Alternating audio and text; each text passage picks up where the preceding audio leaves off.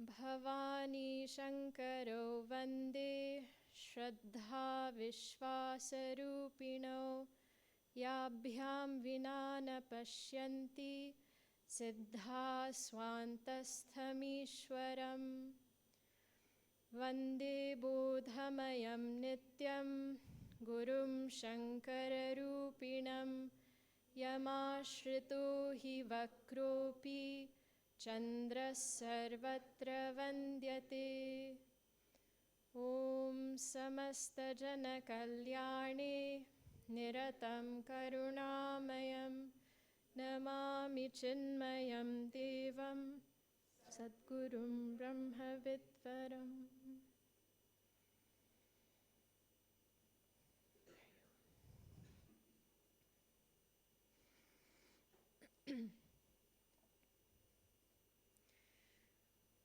Yesterday, as we've just heard, the topic was of Shraddha. And we began by exploring the difference between Shraddha and Vishwas, as pointed out in this invocation shloka. And although it was said that, really the difference can be said to be just in the gender. So Shraddha is feminine, Vishwas is masculine. But it's also beautifully pointed out by one commentator, by one acharya, that Shraddha is when that feeling of faith is dependent on the object that we want to have faith in. So in Shraddha, it's very important that our attention is on, here in this case, the Lord. And we are aware of who Bhagavan is, what are all his great qualities. Because when the mind hears about such a Lord, then it is more inclined to develop faith. When it hears that Lord is all-powerful, all-knowing, etc., then it says, here is somewhere that I can place my faith. But when that faith becomes firm, and when it's no longer dependent on the object, but rather on the subject, then it becomes Vishwas. In other words, when it no longer matters what are the qualities, but my mind is so firm in that belief, in that faith, that I know that it will not leave me. That is called Vishwas. And he says it's like, so in Sanskrit, to get the meaning of a word, you break it up in different ways. So he says Vishwas means Vigata Shwasa, means one from whom breath is gone. In other words, like a dead person. So you say, how is Vishwas like a dead person? So he says, as many times as you tell a dead person to move, that person will not move. So as many things as may try to disturb you, that faith will not go. That is Vishwas. And what we saw yesterday was the consequences of not having such faith.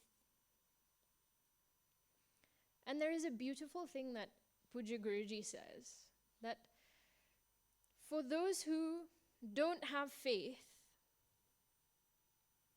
no evidence, no proof will ever be enough. And for those who do have faith, no evidence is required. If that doubt is there in the mind, as it was with Satiji, Lord Shiva himself, who is the Adi Guru, he is trying to teach her, to enlighten her, and still this doubt will not go. She goes to test him, and still something remains in the mind. And the flip side, which is what we will see today in the story of Parvati ji, is that actually when faith is there, nothing can disturb it. Nothing can shake such a person.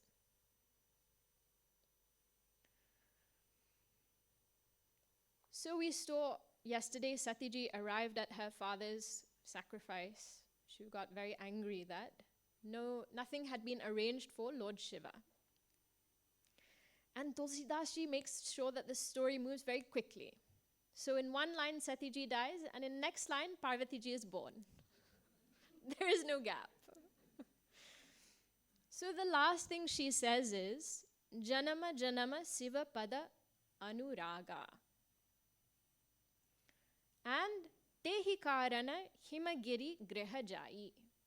For that reason, because she made this prayer, in every life that I have, may I just have devotion to the feet of Lord Shiva. For that reason, she is then born in the house of Himachal, Himagiri, as Parvati.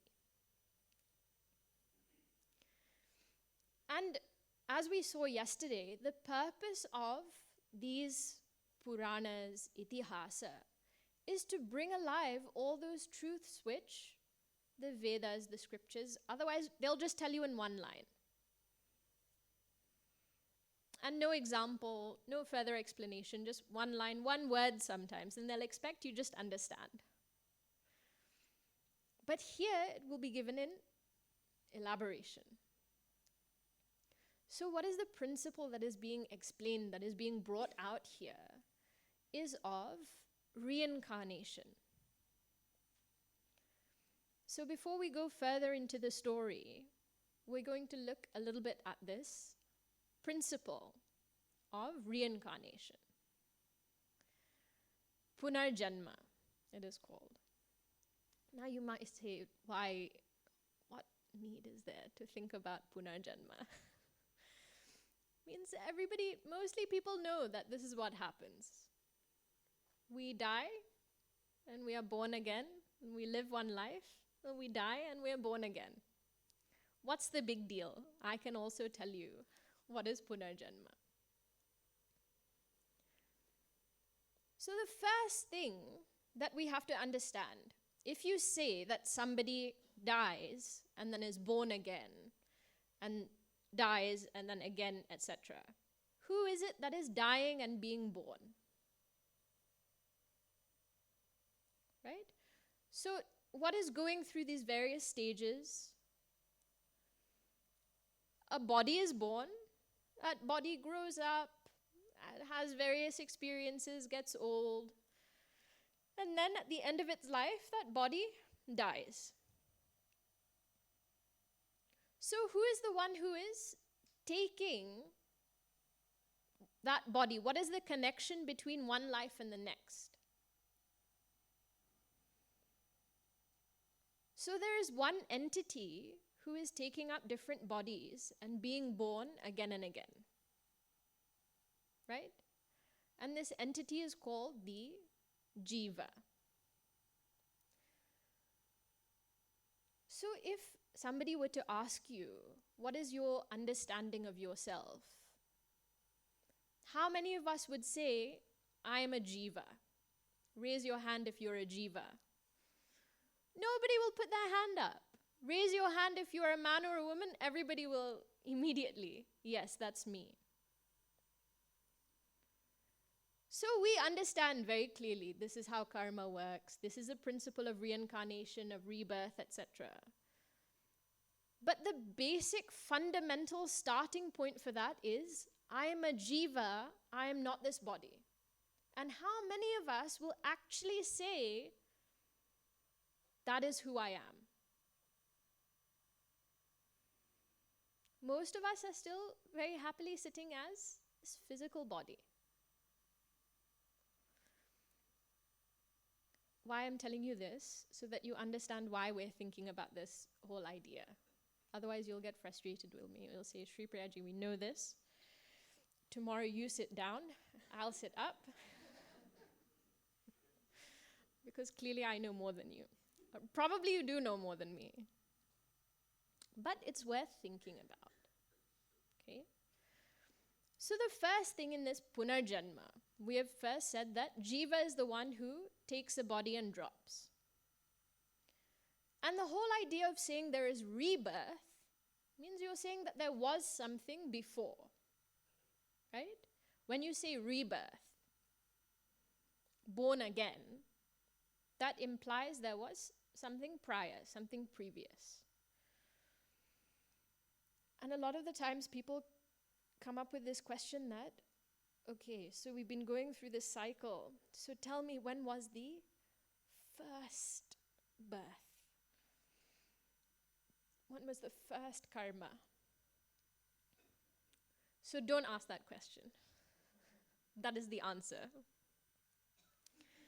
Because you won't get an answer, okay? If you keep asking this question, when was the first, you won't get an answer. So the important thing is to understand how it is working. Okay, so Jiva is the one who is taking body, etc. Who is this Jiva? Who is Jiva?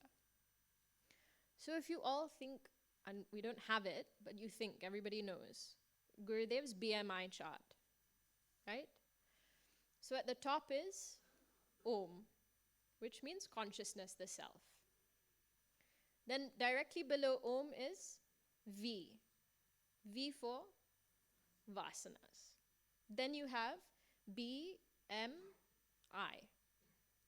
So body, mind, intellect. Below BMI you have P, F, T.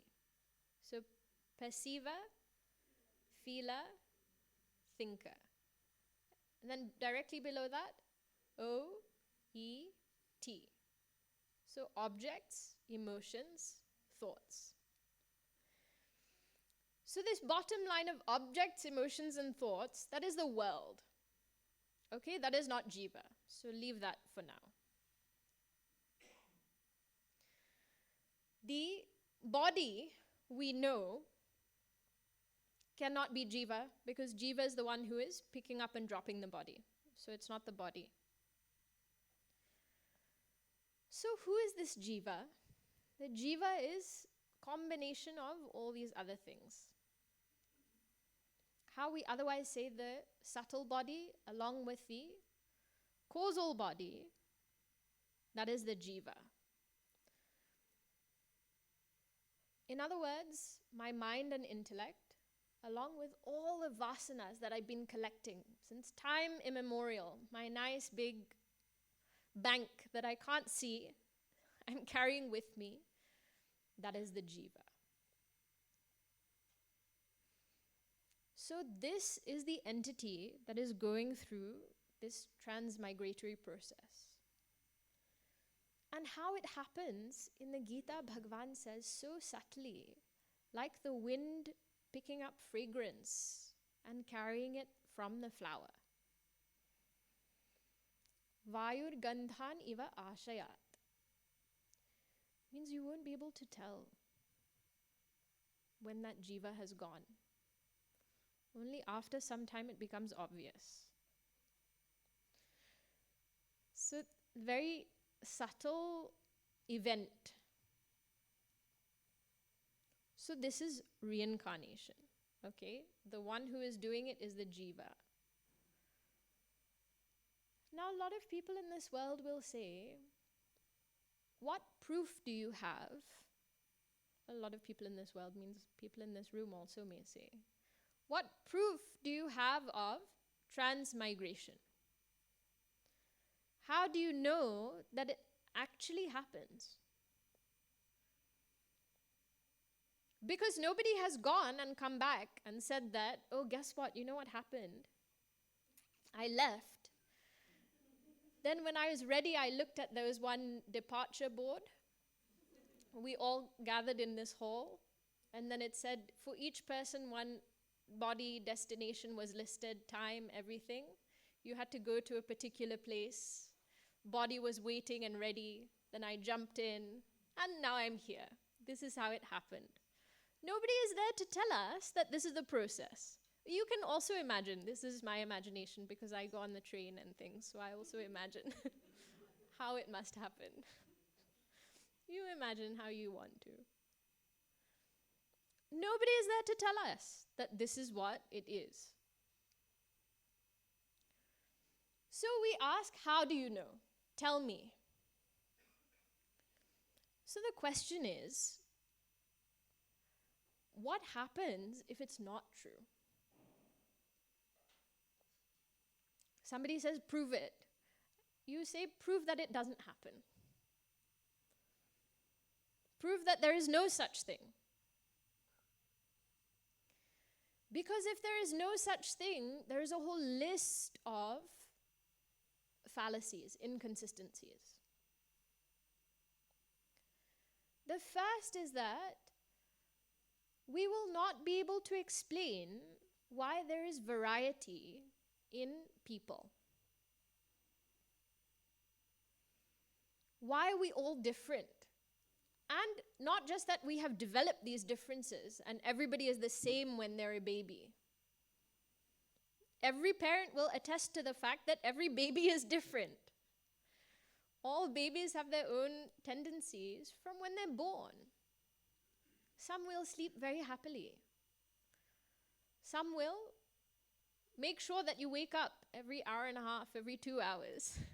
I've come to give you your karma. So all babies are different. So how do we attest for the fact that there is variety in human beings?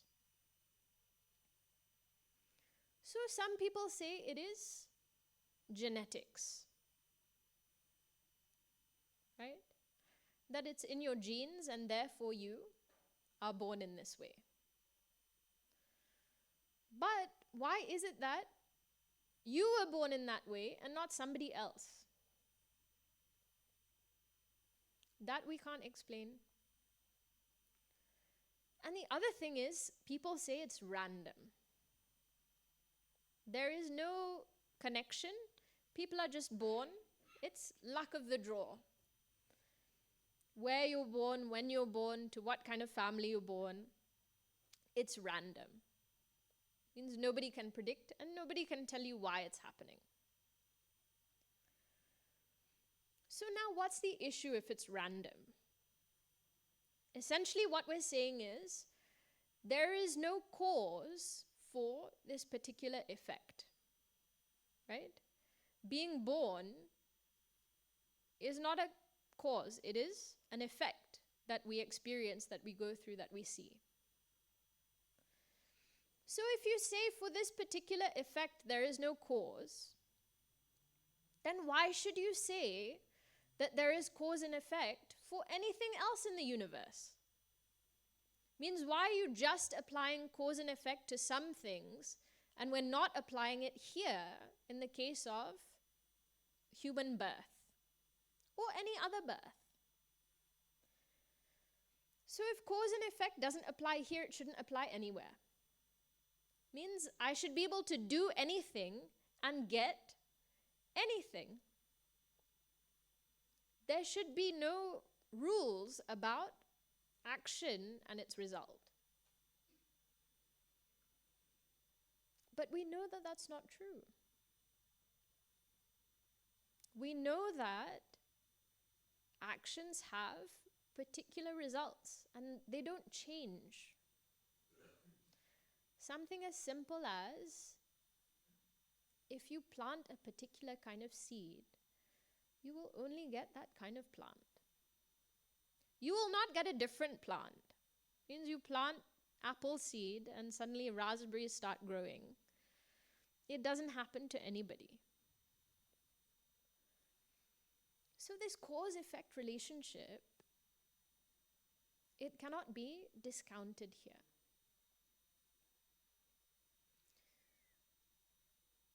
Because we have to experience the results of our actions, and not all experiences are possible in one form, therefore this variety is there. Say I've done something that merits a particular kind of life that merits me living in a tropical climate, that person will not be born in London. We have very special karma. That's why we're here. For dark winters and rain, and don't think it's random. So not every karma is possible to be experienced in every body and every environment. That's why variety is there. Now imagine if you performed an action and no result came. That's what is when we say transmigration doesn't happen. We're saying you can perform an action, but you will not get the result. It's possible. So somebody will say, very good. I can do what I want and nothing will happen. Means I can eat what I want, I can go where I want, I can do what I want, and no consequence will be there for my body, for my mind. But we know that that's not true. And the other thing is, if we say that, again, there is nothing logical as this karma principle which supports rebirth, then it's possible for anyone to get any result for no reason. Means when you say birth is random, you're getting some result, some experience, but there's no reason behind it. In other words, you've not done any karma to get that thing. So without buying the lottery ticket, you will win the lottery. Does it happen to anybody? We wish it would, but it doesn't happen. If you want a particular result, you have to perform the action. And sometimes people still say, no, it's not true. Everything is random. So who decides? God. So God is deciding where I'm born, when I'm born, in what family, in what environment. Some people are born in such great poverty, and some people are born in incredible wealth. Some people are born into very difficult situations. Some people are born into poverty, into conflict. And some people are born with silver spoon in their mouth. So if God is deciding that randomly somebody will be born here and randomly somebody will be born there, what kind of God will that be? Not any kind of God that we will want to worship. He will be partial, because only some people he's giving good results. And for the people who get bad results, they will say he's very cruel.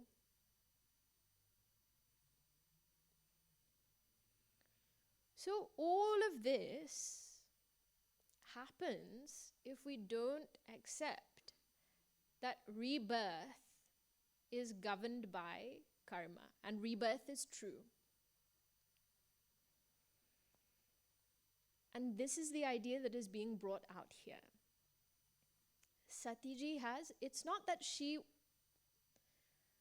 was a bad person because she had this doubt.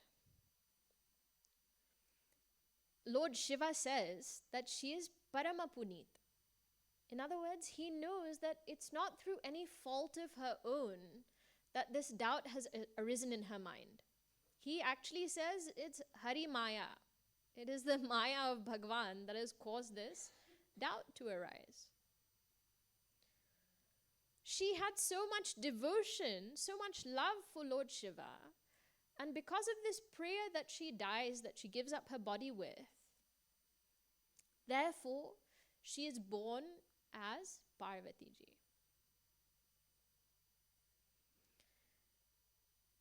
The basic idea of this, what is the basic idea of karma, is that as you sow, so you reap.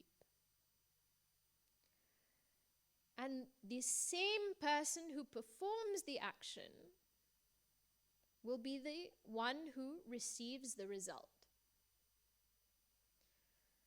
It's not that I will do something and you will get the result. You are getting the results of your own karma. I'm getting the results of my karma. Sometimes we feel, that sometimes because of somebody else's karma, I'm suffering. It's a nice escape route, but unfortunately it is closed. We only experience our own karma. So, she now takes this body of Parvati ji. And she is born in the house of Himagiri Raj, means the king of the mountains, Himalaya. And her mother is Mena. So she's born, and their idea is, little girl has been born to us. And actually, who is this? This is Uma. This is Hari Maya who is being born. This is Bhagwan's Shakti who has taken this form. So she's born, and immediately the whole environment of the mountains, Tulasidasji describes, everything starts flourishing. All the vegetation flowers start growing, birds start chirping, there is a beautiful breeze flowing. Everything is just expressing all this beauty of nature because Parvati ji has been born here. And when she's born, the first visitor is somebody very special. The first visitor is Narad Muni. Because Narad Muni has all the news. As soon as it comes, he's the first person. Means you want to know anything, you ask Narad ji. He's got all updates. Nowadays, he's like that person who's constantly on their phone. Means you you need to know anything, you ask that person, because all Twitter updates, everything news, everything that person will have. So Naradji gets the news and he goes to their house to visit this baby. And naturally, when baby is born and parents, they're so happy, but they also want to know, how will she be? What will her life be like? What will she be like? And mostly they want to hear good things. Not mostly, they only want to hear good things. No parents want to hear that your child is going to be very troublesome to you, so just take care, okay? They want to hear she will be nice, she will be pleasant, she will be good. So Naradji knows this. And anyway, it's Parvati ji, so not like any negative things will be there. So he starts telling them, who is she? She is full of all good qualities. She is very virtuous. Her name will be Uma Ambika Bhavani. Which Bhavani? This Bhavani. This will be her name. She will have the unceasing love of whomever she marries. And she will bring great glory to her parents. Everybody will respect her, and the person who serves her will never want for anything. Ehi sevata kachu durlabha nahi. Whoever worships Parvati ji, for that person, nothing is durlabh. Nothing is difficult to attain. So he goes on describing in this way. And he says she will be very good. But, he says, there's always a but. But there are some drawbacks. Okay? What are the drawbacks? He starts listing. Aguna, free from any good qualities. Amana, no respect. Matu pitu hina, no mother and father. Udasina, in Hindi, udasin means sad. Udasina here means he is unattached. Unattached. Sabha samsaya china, no doubts at all. Jogi, yogi. Jatila, with jata. Akama, somebody who is no desires, nothing. Akamamana, nagana. Nagana means no clothes. Amangala besha, very inauspicious things one who is wearing. Asa swami, such a person will be her swami. In other words, she will get married to such a person. What kind of person? Aguna, no qualities at all. This is the last thing that parents want to hear, you know. Means they get so worried before meeting that boy or girl itself. And if somebody says in advance, listen, your child's partner will not have any qualities. Already worried. Then amana, no respect. Oh God, what condition will my child be in? Then matu pitu hina, no parents this person has. Now, at least if that person has a family, has parents, you can say, okay, comes from, you know, good family. They have some, no parents at all to speak of. How will you know what kind of character he has? You won't know anything. Matu pitu hina. Udasina means he won't care about anything.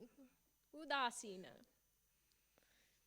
And sabha samshaya china. No doubts. Means he will be very free. No doubts also, you know, sometimes parents get worried that you should at least see when you're wrong. No, I'm right, I have no doubt. And doing all wrong things at the same time. No doubt. Free of samshaya. And who will he be? Yogi. Nowadays, yogi is a very nice thing. Who is yogi? That person who you see walking around with yoga mat in some leggings, goes to yoga class every week, has one nice Instagram post pictures doing some funny yoga pose. Such a person is a yogi. This is not that kind of yogi, okay? Yogi means he is an ascetic. He is living like an ascetic. No possessions, no proper home, no proper clothes, nothing. So it's getting worse with everything that he's saying. They're just wondering what will happen. Jatila. At least he should comb his hair. No. His hair will also not be combed. He will have dreadlocks. Somehow it will be on his head. Akamamana. No ambition, no desire. I mean, living on a mountain. You want to build some house when they get... akama, no desire. Want some nice furniture, some rug, something. Very happily he's living akama. Nagana means no clothes whatsoever. What kind of person is this? They're thinking. Already he sounds like. And amangala vesha. And whatever he does have on his body, it is amangala only. It is very inauspicious. And you know what he wears. Some snakes, some vibhuti will be there. Asa swami ehi. She will have such a husband. Now you can imagine their state by now. Must be sitting with head in their hands, wondering what will happen to our beautiful dear Parvati. She's just been born, such a sweet, innocent baby. By now she's grown up a little bit.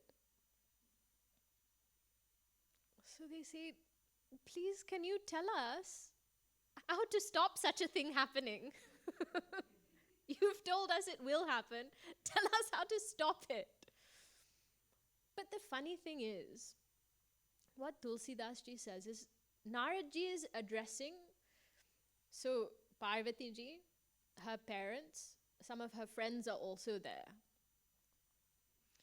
And he says in everybody's mind, there is a different reaction. So same thing is said. When her parents hear, immediately they're worried what is going to happen. But when she hears, she understands at once who he's talking about. So she is overjoyed. She knows that I'm going to get who I want. So she is crying tears of happiness. Parents are crying tears of misery. Everybody's crying. But everybody has a different understanding. And the same thing happens to us also. Same experience, but depending on the mind, that reaction will be entirely different. So they say, please tell us now what we should do. And Naradji says, nothing can change what is going to happen. Means her husband will be like this. But all of these negative qualities, if they are associated with Lord Shiva, then it becomes the most auspicious thing. It means if it was some ordinary man who is walking around naked, then definitely you don't want her to get married to such a person. But if all of those things are used to describe Lord Shiva, then that is the best thing that could possibly happen to her. So how aguna means actually as that unconditioned truth, there are no gunas. Gunas here doesn't mean attributes or qualities. It means the three gunas. Those are not present in the truth. So he is a guna. He is a mana because he has no ego. He has no pride. He is matu pitu hina. He has no mother and father. Ishvara does not have parents. The truth does not have any cause. It is not an effect. Udasina, because he is supremely detached. Lord Shiva is Vairagya Swarupa. He is of the nature of dispassion. And Sabha Samsaya Chhina. Why should he have any doubts? He is a yogi. He does have Jatila. And he is free of desire. So all these things apply to Lord Shiva. And if she can get married to him, then everything will be fine. You will not have anything to worry about.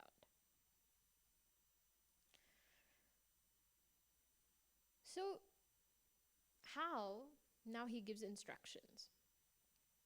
But again, if we see this topic of reincarnation, okay, just briefly we'll come back. What is the significance for a seeker? As seekers, for us to understand that reincarnation happens, that we are born again and again, why is it important? Because whatever we do, we carry with us.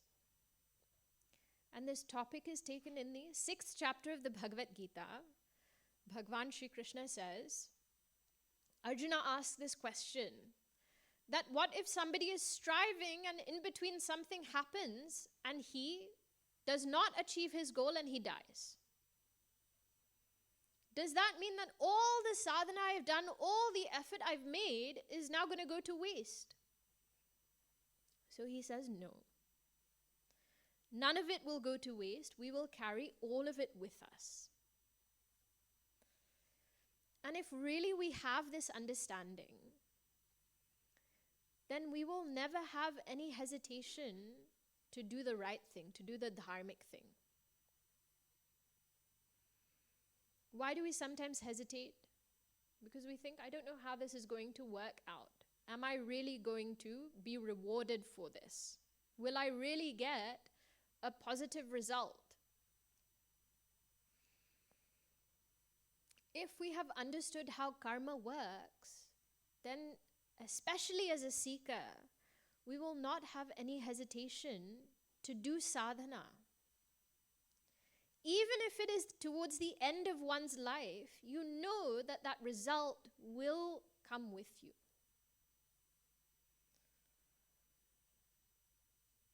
And how is it that, sometimes we say, okay, it will be carried with us, but how do I know that I will be able to start again in my next life? So just as Naradji comes to Parvati Ji, the Guru comes to us. It is not our responsibility to go and seek that Guru out. It is God's responsibility to make sure that every seeker gets what they need. And therefore, He will make sure that that seeker has somebody who will set them on that path again, who will guide them, and who will make sure that they get where they need to go. So sometimes we think Naradji, he's just joking around and he goes here and there but here he has taken the role of Guru, and you see Parvati Ji's faith in him. Later, we won't see it because it doesn't come in this portion.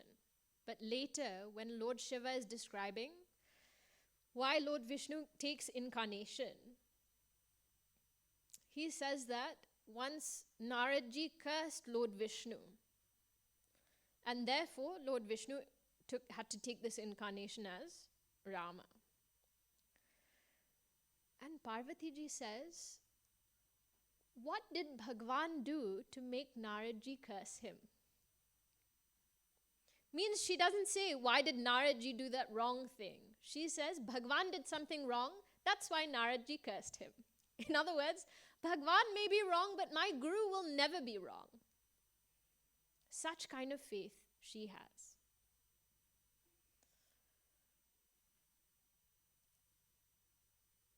So they're now worried, okay? How will Parvati Ji get married to Lord Shiva? Naradji says that even though Lord Shiva is duraradhya, means he's difficult to worship, but asutosha puni kiye kalesu, he is Ashutosha. Ashutosha means he is very quickly pleased.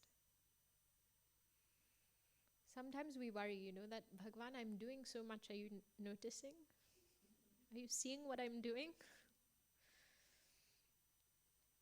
He says Bhagwan is Ashutosha. When kiye kalesu, if somebody does, kalesu here means klesha. Klesha means if they undergo any kind of difficulty. And when we voluntarily undergo some difficulty, when we voluntarily endure some discomfort, what is that called? That is tapas. So when somebody does tapas, Lord Shiva is easily pleased. So he says, let her go and do tapas, and she will attain her Lord. Now, Parvati Ji's mother looks at this young girl. Young girl, she's a princess also, okay? So she's grown up in palace. She's grown up, she's not had to do very much. She's had people doing things for her. She's delicate.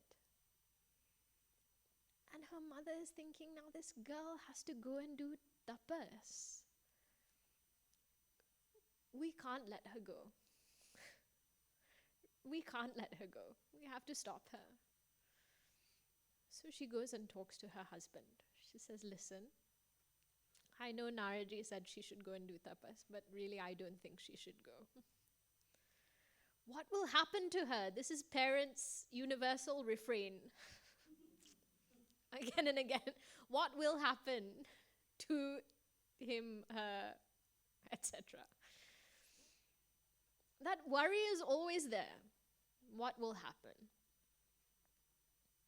And Parvatiji's mother says, the one who has created her, he will give her happiness. In other words, you see here what is the effect of faith? It is that there is no anxiety, no worry. We think we have been doing for so long, so if we stop, what will happen? Everything will go wrong. Actually, in reality, who has been looking after us all this time? Him alone. And therefore, who will continue to look after us? He alone will continue. We like to take credit that we have done everything. What can we actually take credit for, we think? So he says he will take care. She should go and do tapas. And Parvatiji now explains to her mother that I know you are worried for me, but this tapas is, nothing is achieved without it. If we think, okay, in this world, to achieve anything, is it possible without some kind of giving up? For any attainment, any achievement, can we get that without giving something up?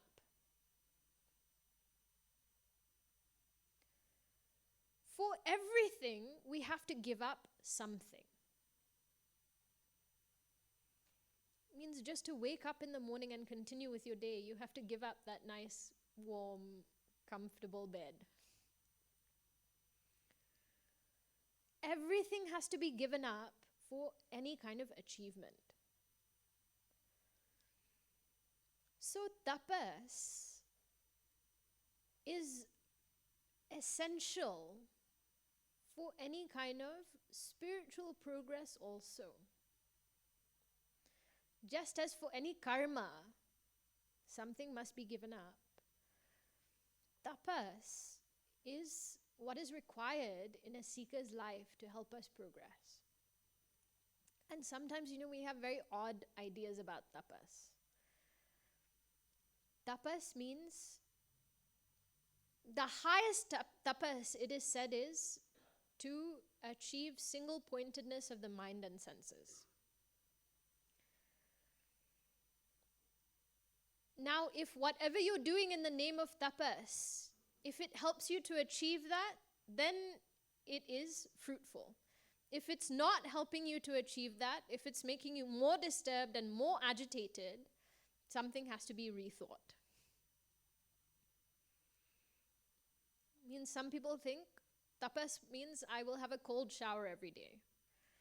Or I will, I don't know, give up salt in my food, or I will fast once a week, or I will, all sorts of things. It's good, but if it's not helping you to train your mind and discipline your mind, then what purpose is it serving? And she says, Tapa adhara sabasrishti. This entire world is supported by austerity, by tapas. Austerity doesn't mean your austerity that you read about in the newspaper. Okay, please. Not that kind of austerity. You know what is meant here. It is an effort on our part to train our mind. Now, Parvati ji starts doing tapas. And what she does, what is special is that the intention with which she does it is pure. Because Ravana and Kumbhakarna also did tapas, okay? They did a lot of tapas. And what was the outcome? One ended up sleeping for 6 months and eating for 6 months. And if you want your tapas to end in this way, then you can also do that. But that is a very tamasic thing.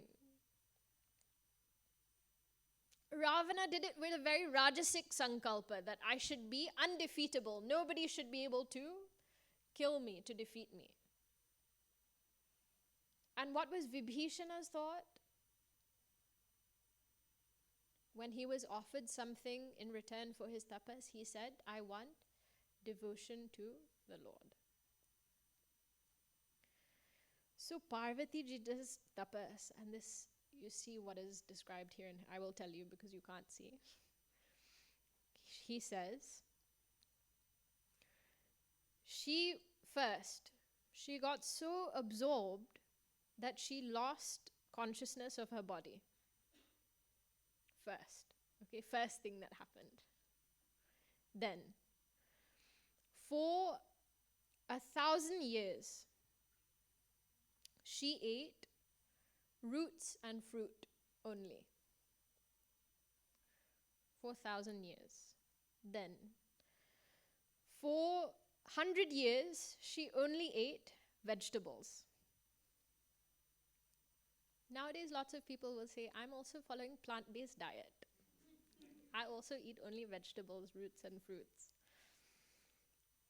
For some days, she only ate, and she didn't eat. She only had water and air.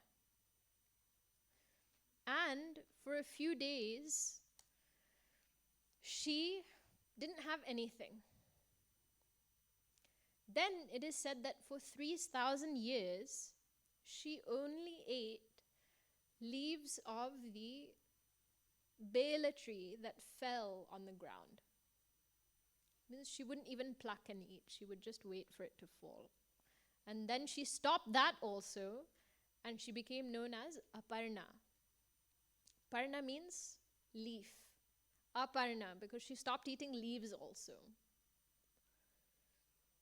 And all this time, she wasn't thinking, oh, when is this going to end so I can have some proper food? She was thinking of Bhagwan. Means you know how our upavas happens. You would fast for one day. Shivratri is on Friday. You fast on one day and you see what happens to your mind. In the morning you decide, okay, only water. Then by 10:30, tea is mostly water. Little bit of milk. Anyway, tea is a plant, so sugar is also a plant. I can have 1 cup of tea with sugar. It's basically fasting. Then you get to lunchtime. You think, fruits are, okay. Because fruits means, Parvati ji also ate fruit, so why I shouldn't eat fruit? I can eat some fruits. Then if you're Gujarati, then no question of fruits also. Your fasting will be... there's a whole other menu for fasting food, right? Your sabudana khichdi, and your this, and your that, and what kind of fasting? We look forward to fasting because we know I will get to eat this other food. So she's fasting. She does all this tapas. Meanwhile, Lord Shiva is just sitting in meditation. Sometimes he gives some teaching. He's otherwise just meditating. One day, Lord Rama comes and he says, listen, now you have to get married. Bhagwan says, why are you telling me to get married? I've been happily living all this time, but since you told me, I will listen, okay? Because you are saying it, not because anything else. So he says, fine. So Lord Shiva calls, there are Sapta Rishis, 7 Rishis. And he says, go to Parvati and test her. Go and test, see what her devotion, what her love is. So they go to her and they say, why are you doing so much tapas? And she says, I don't want to tell you because you'll laugh, but I want Lord Shiva as my husband. And they say, you're right. And they started laughing. What kind of thing you're thinking of? They start saying all negative things about Lord Shiva. He doesn't have a house, he doesn't have clothes, he wears vibhuti on his body, he has snakes for pets. Means who likes such people? He doesn't only have snakes, he wears snakes. He disturbs everyone. You know what? We have a much better suggestion for you. There is one very handsome young man. He lives in a place called Vaikuntha. So many nice things are there. Palace you will have all kinds of comforts. You marry him, his name is Vishnu. She says, no, I don't want. And she says, this what faith gives. She says, Janma koti lagi ragara hamari. This struggle of mine to attain Lord Shiva, it may continue for koti janma. Koti janma means 1 crore. Crore means 100,000. Correct? 100,000 lives this struggle may continue. Barau sambhu nata rahau kuwari. I will either marry Lord Shiva or I will not get married at all. This kind of resolve she has. And she says, even if he tells me, I will not give this up. For us, nobody has to tell us. Our own mind only will say, no need to wake up early tomorrow. Have a lion, don't do sadhana. Immediately, yes, good idea. I will not wake up. Anyway, it's dark and cold. People tell us, wake up, do sadhana. And we, but I'm so busy. I don't know if I can. She says, this is what I want. I do not want anything else. I will not give this up. I will not change my mind. I am only going to marry Lord Shiva. So they go back and they tell Lord Shiva, and he's very happy that, yes, she is not just, it's not a passing interest. She genuinely is striving for this. This is the only thing that she wants. So he hears the news and he goes back into meditation. He doesn't do anything. Now everybody is thinking, you know that she wants to marry you. Why are you going back into meditation? And at the same time, as is always happening with these devatas, they're being troubled by some asura. Okay, and they can't solve their problems by themselves. So what is said is, that asura, that demon who you're facing, will be killed by the son of Shiva and Parvati. Now Shiva is not married. Parvati ji is doing tapas somewhere. How to get them married? So they come up with some scheme. And when devatas come up with some scheme, something is going to go wrong. So what is the scheme? They call Kamadev, god of love. And they say, listen, Parvati ji needs to, Lord Shiva needs to fall in love with Parvati ji, so go and do something. Who is this Akamamana? One who does not have any desires in his mind. He has to fall in love. So he says, yes, okay, since you've asked me, I'll go. So Kamadev goes. And he starts spreading his influence. What is his influence? It is the spring season at which everything is at its most beautiful, most attractive. Everything is green, flowers are growing nicely, soft breezes blowing. Spring season is also when all of this looks so beautiful. But Lord Shiva is meditating and he doesn't even notice. So Kamadev is getting very irritated. So he hops up on a tree and he takes his bow and arrow, and his arrows are of love. And he aims at Lord Shiva, and he releases his arrow. Lord Shiva still is undisturbed, but he realizes something has happened. And he opens his eyes, and you know the story, right? He opens his eyes and Kamadev is turned to ash. That poor Kamadev only came because the Devata said, please go and and he ends up in such a state.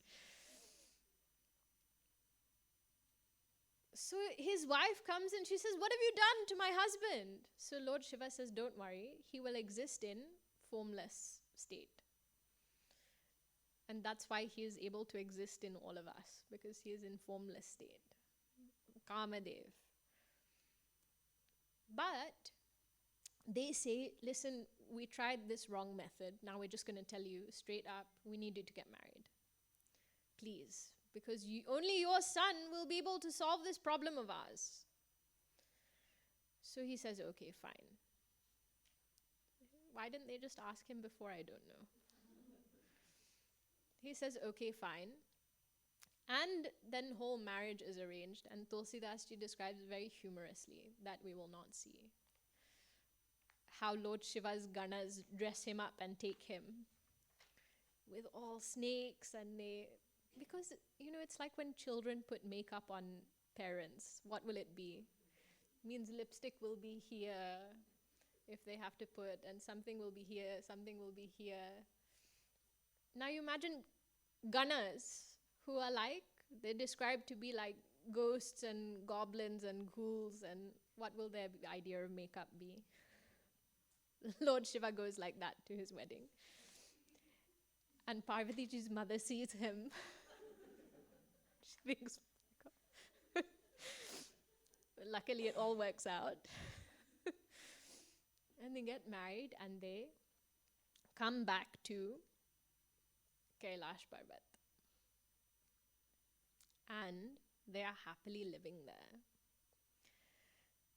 And now what happens? Every time something is about to happen, Tulasidasji says, ek bar. Means things were continuing, then ek bar. Means once. One time. You know how we start our stories also. Once upon a time. So they were living very happily. So this, if everybody can see, this is that after Doha 105, I think page 132. We found? There, ek bar. Everybody can see, right? It's the 1, 2, 3, 4th line.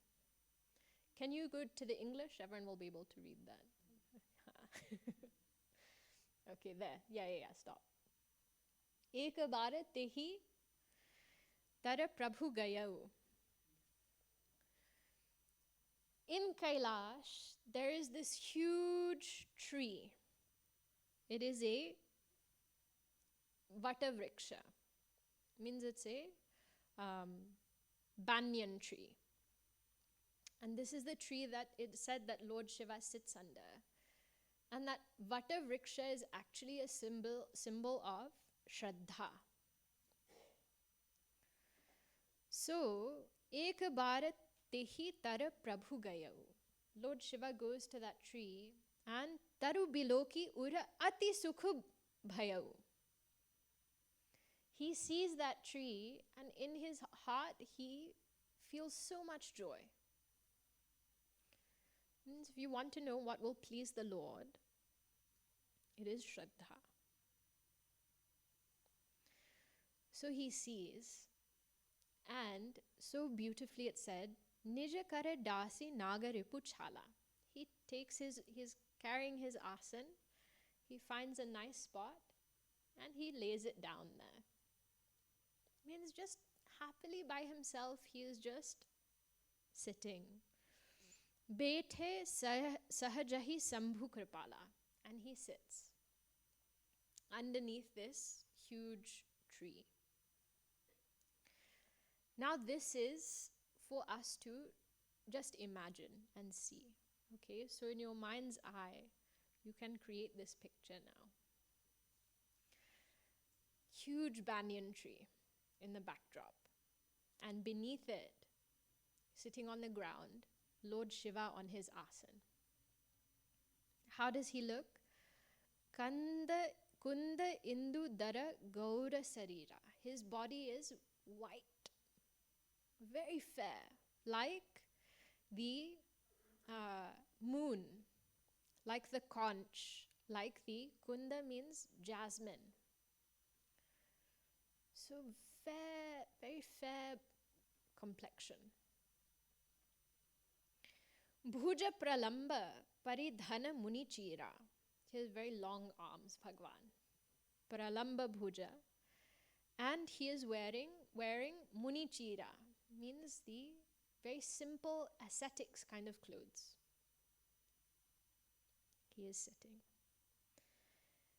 Taruna Aruna Ambuja Samacharana. His feet are like young red lotus flowers. Means, you know, when somebody is very pale, then you see their hands or you see the bottom of their feet. They're like a little bit red, pink.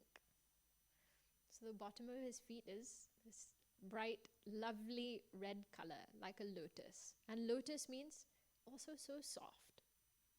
Our feet are so dry and hard, and Bhagwan has soft feet. Because somebody is always pressing, so soft feet. And Nakhaduti Bhagata Hridaya Tamaharana. This line I love. He says, the shine, Duti means duty, the light, the shine of his toenail. Bhagata Hridaya Tamaharana.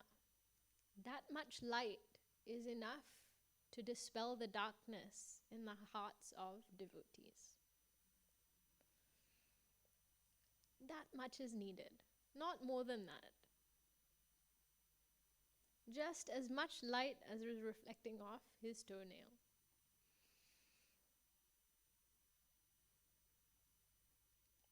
Nakhaduti Bhagata Hridaya Tamaharana. Bhujaga Bhuti Bhushana Tripurari. Bhujaga Bhuti Bhushana means Bhujaga, snake, and Bhuti means Vibhuti, are his Bhushana. His ornaments are snake, so king cobra around his neck. Bhagwan's Yajnopavita is also a snake, his sacred thread. On his arms, small snakes are there. And all over his body, this Vibhuti. So on his fair skin, this Vibhuti he has put. Bhushana Tripurari, the enemy of this Asura, Tripura. Ananu Sarada Chanda Chabihari. His Anana means face. His face is even more beautiful, shining even more than that Sharada Chandra. You know Sharad Purnima, right? When it said that the gopis went and played ras with Sri Krishna. And that is the moon in the whole year which is the biggest and the brightest. Its shine is the most.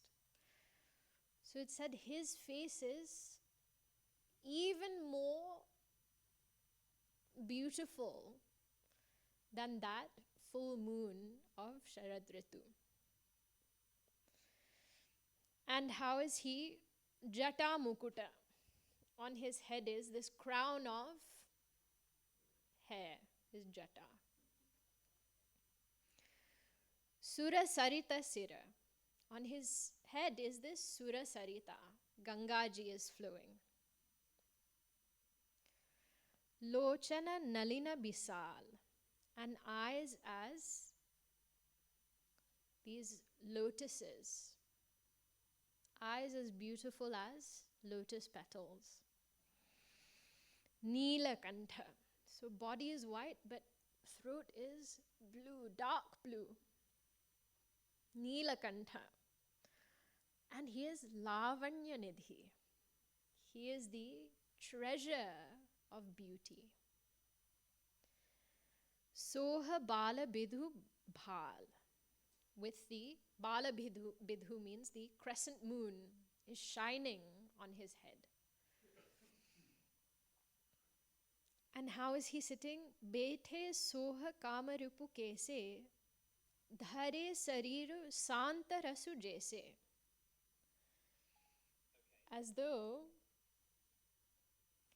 this Shantarasa. Shantarasa means the very sentiment of Shanti, of peace, has taken a form and is sitting beneath this banyan tree. Everything about him is Shanta.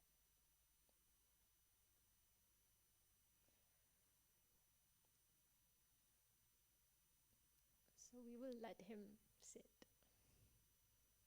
Tomorrow we will see.